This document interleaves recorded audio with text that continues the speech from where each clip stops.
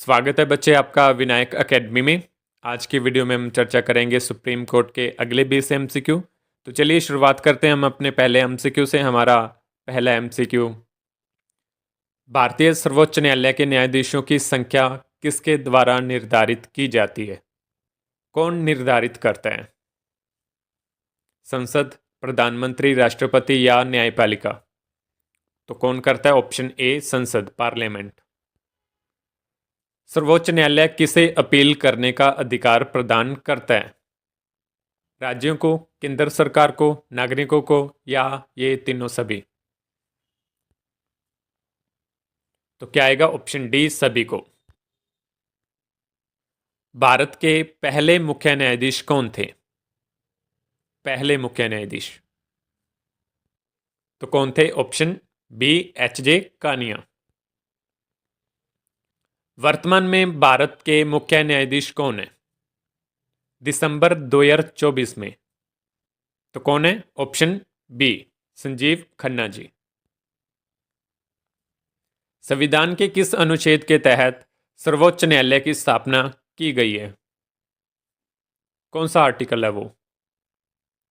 तो क्या आएगा? ऑप्शन ए अनुच्छेद 124। मौलिक अधिकारों की रक्षा के लिए सर्वोच्च न्यायालय के पास कौन सा अनुच्छेद है? फंडामेंटल राइट्स की बात हो रही है यहाँ पे। क्या आएगा? ऑप्शन ए आर्टिकल 32, जिसमें रिट्स की बात हुई है।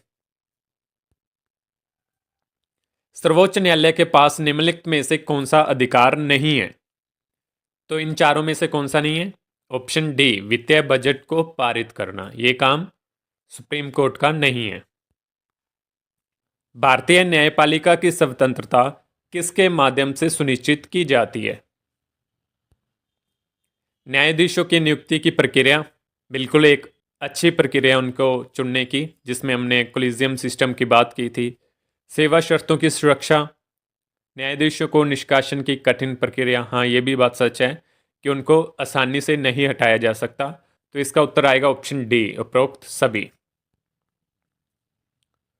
सुप्रीम कोर्ट द्वारा जारी की जाने वाली रिट्स में से कौन सी नहीं है? हेबियस कॉर्पस है, मैंडेमस है, क्यो वारंटो है, परिपत्र नाम की कोई भी रिट नहीं है। तो क्या आएगा? Option D. भारत के सर्वोच्च न्यायालय के पहले महिला न्यायाधीश कौन थे? महिला न्यायाधीश कौन थे सबसे पहले? तो कौन थे? ऑप्शन ए फातिमा बीबी जी। सर्वोच्च न्यायालय के मुख्य न्यायाधीश बनने के लिए न्यूनतम आयु क्या होनी चाहिए? तो इसका क्या आएगा? ऑप्शन सी ऐसा कोई प्रावधान नहीं है कि न्यूनतम इतनी होनी चाहिए। हाँ रिटायरमेंट की एज थी 65, लेकिन न्यूनतम कितनी होनी चाहिए ऐसा कुछ नहीं है। हो सकता है वो 40 की एज में बन जाए, हो सकता है वो 50 की एज में बने, और हो सकता है 60 की एज में बने, क्योंकि 65 में रिटायर होने ना, तो 60 की एज में भी बन सकते हैं। तो ऐसा कुछ नहीं है। सर्वोच्च न्यायालय के न्यायाधीश को पद से हटाने की प्रक्रिया क्या है? इन चारों में से कौन सी है? ऑप्शन ए संसद द्वारा महाभियोग। महाभियोग चलाया जाता है, प्रॉपर प्रोसेस से वोटिंग होती है, फिर जाके राष्ट्रपति हटाते हैं।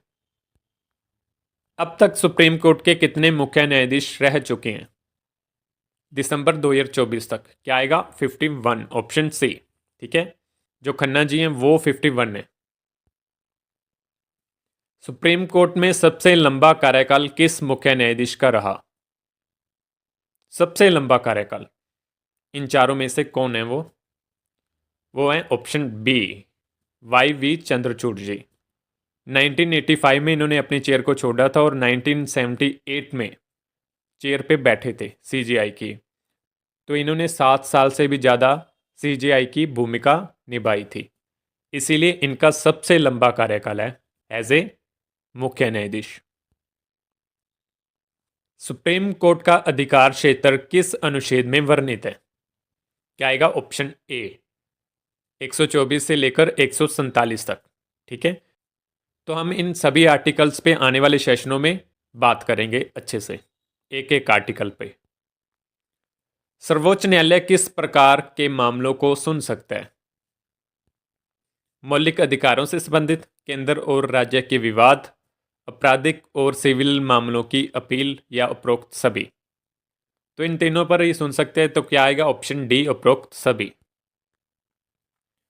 सर्वोच्च न्यायालय में कौन सी याचिका मौलिक अधिकारों की सुरक्षा के लिए दायर की जाती है?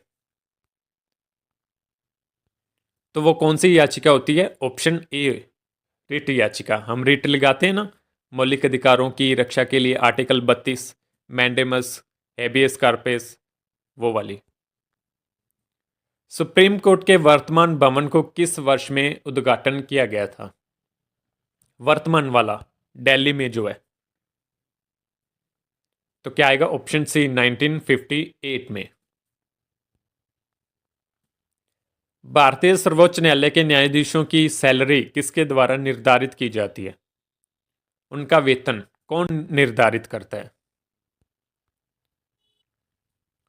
तो कौन डिसाइड करता है उनकी सैलरी, उनका वेतन?